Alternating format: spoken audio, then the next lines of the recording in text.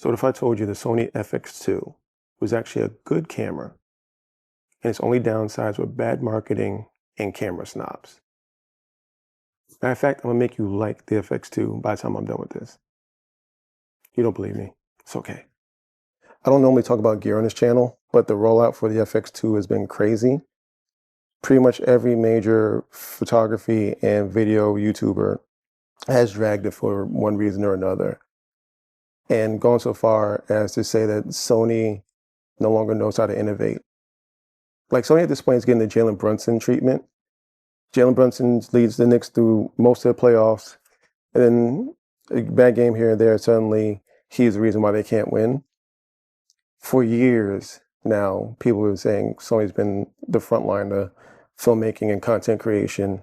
I recently watched an MKBHD video where they talked to other creators and basically compared every single major camera brand. And the person who put the video together said the hardest part was making it compelling because the simple answer was go get a Sony for all the reasons that you can think of.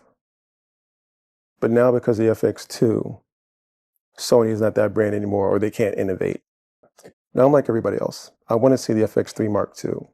I want to see the A7 IV. I want to see how far Sony will push the specs on these next round of cameras. But that's a matter of our impatience, not Sony's innovation. Sony also did shoot themselves in the foot. They put A7 IV guts and put it into an FX body. I love my A7 IV. I'm shooting with it right now, but it's a photocentric hybrid camera. I'm reminded of this every time it overheats. A 33 megapixel sensor with slow readouts and so-so low light capabilities does not make a cinema camera. Doesn't matter if you put a fan on it, doesn't matter if you give it shutter angle, doesn't matter what else you do. You can give it all the quarter 20s you want.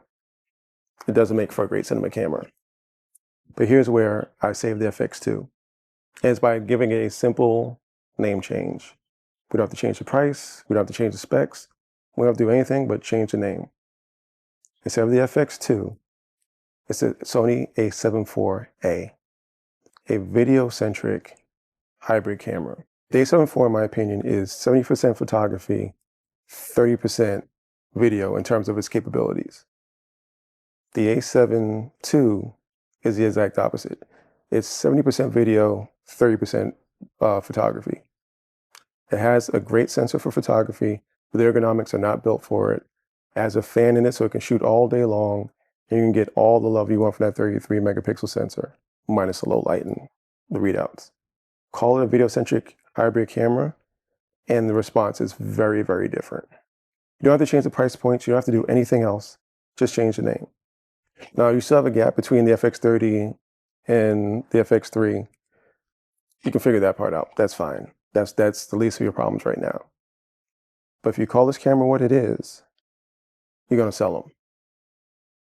A7 IV-A, dump the FX2 name, call a spade, and just like that, I saved $1 billion company. For the ZV folks out there, FX2 is the perfect next step.